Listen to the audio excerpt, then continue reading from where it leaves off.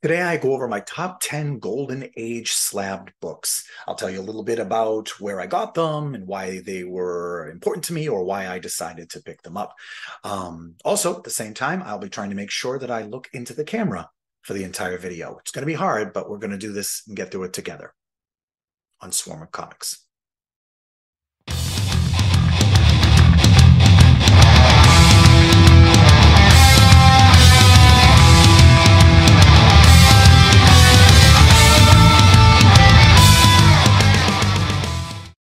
Hi, and welcome to Swarm of Comics. I'm Randy, your handsome and humble host. Today, I'm going to talk about some Golden Age books that I have. All of these are slabs that I bought already slabbed. I know that there's a number of books I've gone over in other videos where they were Golden Age books that I had slabbed. And I looked through those as well to consider my top 10, but funny enough, none of those were actually made the cut. I've got Batman 22 up there. I've got this Buck Rogers. I've got a great Wonder Woman 116. So I have some fantastic books, but they just didn't make the top 10 cut. One of the books that made the cut, I've already done an entire video about, but it has to be in there because it's one of my most amazing books. So make sure that if you enjoy the video or if you like any of the books or you have your own top 10, you comment and make sure you're liking and subscribing. I know all content creators say this. And I know before I started doing videos, I was really shitty at doing that. But now I understand the importance of it. So I'm trying to like, subscribe, comment on other creators to make sure they get traction. We're just little guys here in a big pond. We're not influencers. There's no big Kardashian of comic books online here. And there are a couple, but I think they're douchebags. So I'll probably have to edit that language out just in case my aunties are watching this. So anyway, let's dive right in and start talking about these books. And I'm going to get the first book out of the way because we've already gone over it, but I think it's very important to my collection. So today I'm going to start with Tales from the Crypt. This is Tales from the Crypt 36. Check out my other video for this. Maybe it's the second or third video I ever did. For those who do not want to go back and watch it, want a little information, this is a Tales from the Crypt 36, and it says up here, Gaines file copy. That means William Gaines owned this book. When he passed away and they went through his collection, this was one of them that was distributed in the inheritance. William Gaines owned EC Comics, which of course is who made this.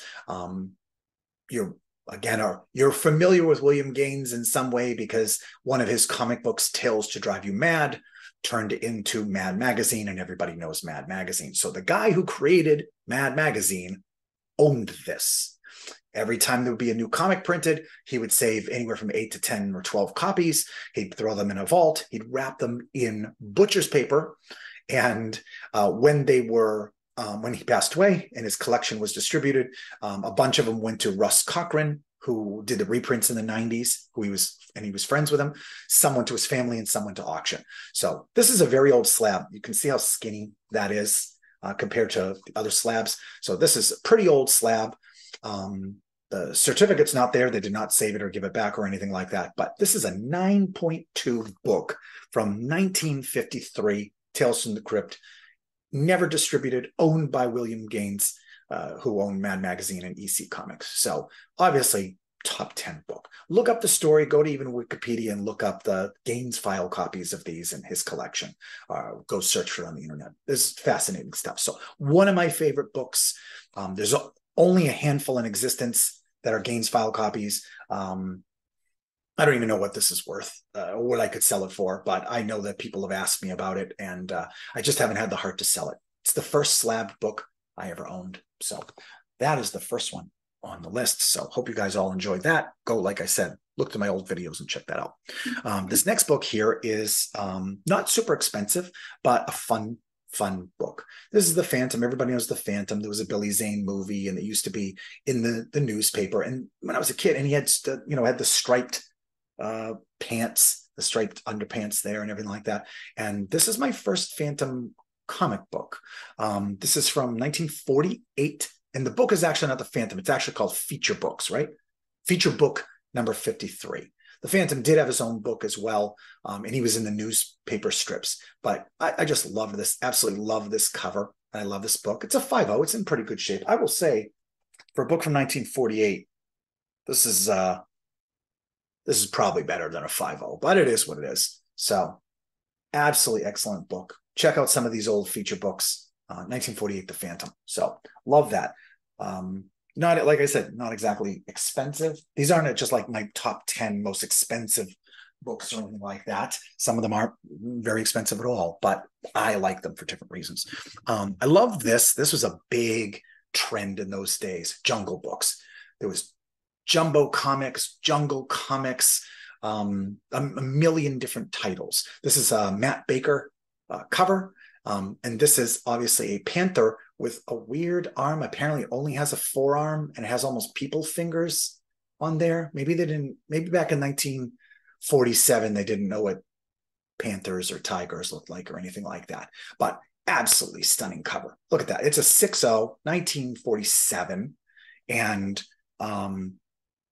number 96 from Jumbo Comics from Fiction House. So off-white to white pages. Beautiful, absolutely beautiful book. I love this stuff. So how fantastic does that look? Again, not a lot of money. I didn't pay a lot of money for it, but it was in good shape. This next book is really cool. It is number 100 of Detective Comics. It's a 5.5. Now I'll tell you, this is a 5.5. Hold on. I'm gonna do that thing where I go back and look at my books. This Phantom, that was a 5.0. You can see my ring line there. This book is in much better shape than this Batman, but this detective is a 5.5, and this one's a 5.0. Yeah, this is a couple years older, but who knows? But this is Detective Comics number 100. You've got Batman and Robin here dealing with the pirates on canoes or something like that, and they're about to go over the waterfall. 1945. Man, think about that. Detective Comics in 1945 was already on issue 100. I know Batman first appeared in 27, but and I like how it says the top June 10 cents. They didn't put a number on there. They wrote it on there. So this was my first Golden Age Batman book. Definitely why it holds a little spot in my heart. It's really cool. Detective Comics. So nice condition, a 5.5. That's a good grade, guys.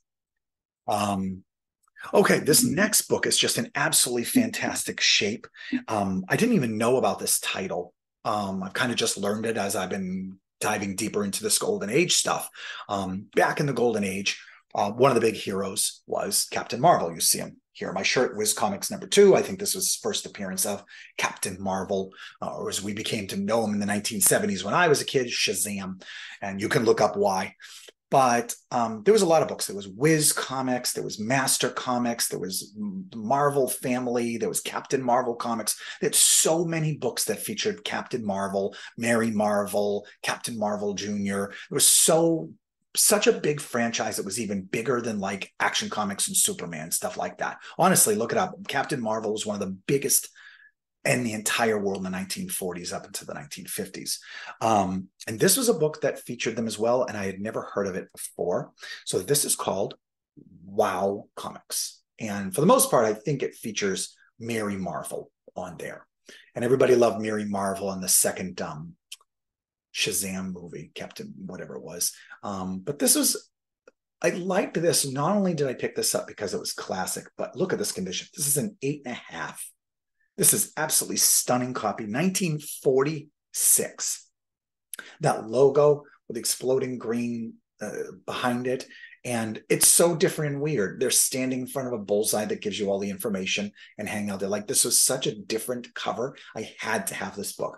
Not a super duper expensive book, but a really cool book. Like I said, 1946, Wow Comics number 50. Otto Binder's story. And Jack Binder cover and art. So beautiful book. Has a couple little spine ticks, but you can barely see them. It has a little chipping at the top. But this book from 1946 is an 8.5. I mean, that's just stunning to have in a collection there. So if you're not familiar with Wow Comics, check that out. I actually have another Wow Comics as well. I think I've already showed, but all right. Now, speaking of Whiz comic books, I have Whiz comic books number 43. So this is from 1942. I mean, this is just a couple of years after, you know, Captain Marvel even appeared, and just a couple of years before uh, Batman and Superman came out. So this is very early. This is, again, a Fawcett publication. This has Captain Marvel and the Spy Smasher. And this is an 8.0 from 1942. You just don't have 8.0 books from 1942. I know I keep sounding like a broken record, but not super expensive. There's not a huge demand for these, but you could look at this cover. Like, this is just stunning. This is Captain Marvel and his 3 Lieutenant Marvels. And I love it. Wiz Comics. I love this on a shirt too. But anyway, so we're losing a little focus here. Wiz Comics. 8.0 from 1942. Beautiful book. Beautiful book. Of course, C.C. Beck, who did all of the Captain Marvel stuff back in the day. Another book here. This one, not a lot of people are familiar with, I think, unless you're a pretty deep collector. But this is from 1950. This is Ghost Rider #1. And then Ghost Rider was revived by Marvel in the 60s and then revived in the 70s. And then, of course, we know in 1970s in Marvel Spotlight #5, which is right over my shoulder, we have Ghost Rider that's on the motorcycle. But this was the original Ghost Rider. This is the first appearance, first issue, 1950, 6.0 of the Ghost Rider. I got this in an auction. I don't know what the timing was, but I got this at an absolute steal slabbed of this book. And I know prices are coming down because the comic boom is over, but this is just one of those books that stays steady at its value. And I just got it. I just happened to get it a good deal. So this is an absolutely stunning book, considering the blacks and the dark colors on there. This is definitely better than a 6. I'm not even actually sure why it's a 6. The back cover is beautiful. There's no spine text. Look at that black. There's nothing there. No staple tears. No idea what's a 6. Probably could get it resubmitted and be a higher grade, but I think Ghost Rider appeared before this. I don't 100% know, but I know this was his first book. So absolutely amazing cover. Like this, if you're a collector and you're looking for Golden Age stuff or classic stuff, there's nothing better than this. I can't even believe I actually have this in my collection. This could have been a contender for top 2, top 3. But anyway, great book. Lucky to have that. All right. This is Detective Comics #55. Back on the Detective Comics here. Of course, featuring Batman. This is from 1941. Bill Finger story with Jerry Siegel stories. Bob Kane cover and art. And this is a 5.0. This is in really good shape. This is a beautiful book. I think I got a pretty good price. I think I got this in an eBay auction, and I got this for a really good price. It's in pretty good shape. Spine's a little beat up, especially down here in the corner. You might be able to see that, might not. But remember, Batman first appeared in Detective Comics #27. So this is just not, what is it, 2 years after Batman premiered. Like, fantastic cover. Beautiful shape, great presenting. And I think it's the oldest Batman related book that I have, 1941. So that's a cool one. Love that.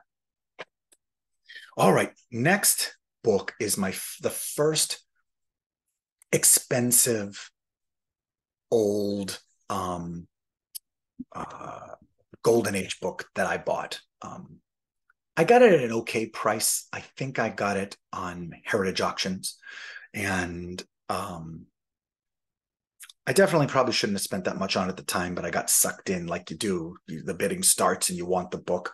It is More Fun, number 69. I would love this to have been a Spectre cover because I love the Spectre, but it's got this amazing Dr. Fate cover. I don't know whether they're down in hell and this is a demon and there's fire, but you can't beat this. Plus it's number 69. The Spectre, of course, up here in the corner, and I just can't afford a Spectre More Fun comics unless it's an absolute beater. But this is a 4.5.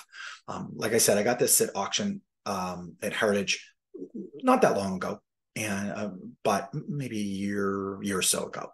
It's when I first started getting into this collecting Golden Age stuff and starting to get slabbed books. This is one of my first that I got. So 4.5. This is from 1941. Jerry Siegel and Gardner Fox stories. This is Howard Sherman cover and art. Fantastic looking book. Back is pretty fun too. Eat Tootsie Rolls. All right, if you insist. But look at that. That is just an absolute stunning cover. These old, more fun comics, if you're not familiar with them, go check out some of these books. I mean, this is the book that you'd first find, like, I think Aquaman in, and Green Arrow, and Spectre, the original Sandman, Dr. Fate. Like, you can't even beat this more fun comic stuff. Of course, these were more comic strippy stuff when they first started, but when superheroes started getting hot after Batman and Superman, they started being a superhero book. So it's more fun down in hell fighting demons. So, absolutely fantastic book. It's number 69. Okay, I'm down to my top 2. And for me, it's all kind of a competition between the 2 as to what's my top book for Golden Age Slabs. This book I'm going to show you here, I got from somebody who was selling it on Facebook. So I comb Facebook and I comb Craigslist, and, you know, some stuff comes up. It's mostly people selling junk or anything like that. And this book popped up there, and the guy was in New Hampshire, where I live, not far from me.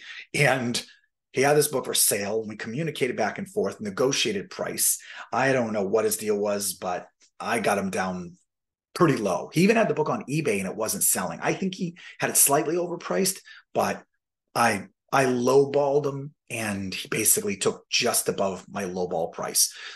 We met at a public spot, and I was worried about everything like that, but he was some super dorky, nerdy guy who showed up in his little crappy Honda hatchback and had this book and had said he'd had it for years. And even though I lowballed him, he bought it so cheap years ago that he was still doing well on it. So, and I kind of don't believe I have a book this old or this important, but it's also pretty beat. It's a low grade, and it definitely has never had a press or a clean. And this is a book that I think would deserve to have a press and a clean from a professional, and it's worth the money. Even if it cost a few $100s, I think it could get an entire grade bump, if not more, from doing this. And I know it's like big suspense. I haven't showed the book yet, but you'll see what I mean when you can see it. Even on my crappy camera, I think you're still going to be able to see the shape it's in. So here it is, folks. Here's the number 2 Golden Age book in my collection. It is Superman number 9. It has a 3.5. It is from 1941. It's a Jerry Siegel story, and it's got a Fred Ray cover. I'm just reading the stuff here. I didn't remember all this stuff. I'm not an expert in friggin' comic books, but this is Superman bursting through the cover. They had a lot of yellow covers back then. You can't see it, but there's a World's Finest up there with Batman and Superman and Robin on it. That's a yellow cover. Batman has the infamous cover, I can't remember, Batman 21 or something, or 22, where the Batmobile is bursting through the screen, just like Superman is, but the Batman and the Batmobile bursting through the first cover appearance of the Batmobile. So I don't know what it is, but back then they loved these yellow covers. Things just popped on them, and they loved bursting through. So absolutely beautiful book. Superman number 9. I mean, this is, I can't even believe I own this book. I just happened to get lucky that I saw it and get a good price. So if I can get up close, and you could see it in the camera if it doesn't, it's got tanning in the top, which you can't do much of, but it is just dirty, and it is wrinkled. If I could catch it in the right light, yeah, there you go, with the ring light right on there, you can see that wrinkle. That's never been pressed. And I think this is a CPR candidate, but I can't tell you how terrified I am of getting this cracked open, even by a professional. What if they clean it, even dry clean it, and submit it, it comes back a purple label because CGC thinks that they cleaned the cover, and now I'm screwed. So tell me what you would do if you guys are comics fans, or if you guys do slabbing or get things slabbed, or even do cleaning and pressing. What would you do with this book? Pretty rough on the back too, but this could absolutely benefit from a clean, and it would make all the difference. A clean in the press on this could, I bet, take this from a 3.5 to a 4 or a 4.5 easy. And the question is what is the grade bump between a 3.5 and a 4.5? Is it worth paying to have this submitted again? Is it worth the risk? I don't know. I know I brought this up in another episode when I was talking about a restored Batman, but So there it is, number 2, Superman number 9, single digit Superman book. Absolutely stunning. World's greatest adventure strip character. All right. It's hard to argue that. We all know Superman. So here it is. Here's number 1 book. And here's why I was torn between the two. Because I think the other book, the Superman number 9, has a better cover. But I think this is a cool book as well. It's even older and it's in fantastic condition. Another book that I think I picked up, this one in an auction. Maybe it was eBay, and it was an actual auction. It wasn't a buy it now. I don't usually do auctions. I get too nervous. People come in and snipe at the last minute. You get in a competition. I get all sweaty and stuff. I probably had sweaty armpits when I was doing it. So I like to just go buy it now on eBay and stuff. But I went in auction. I got this. I got it at a pretty good price. And so far, the estimates of either online from the guides or from talking to people, apparently this book is worth way more than I paid for it. Could be thousands more than I paid for it. So here it is, the number 1 book on Swarm of Comics, top 10 Golden Age slabbed books that I didn't have much slabbed myself. It's a long title, but it's worth it. So this is Action Comics number 24. This is from 1940, and this is a 7.0.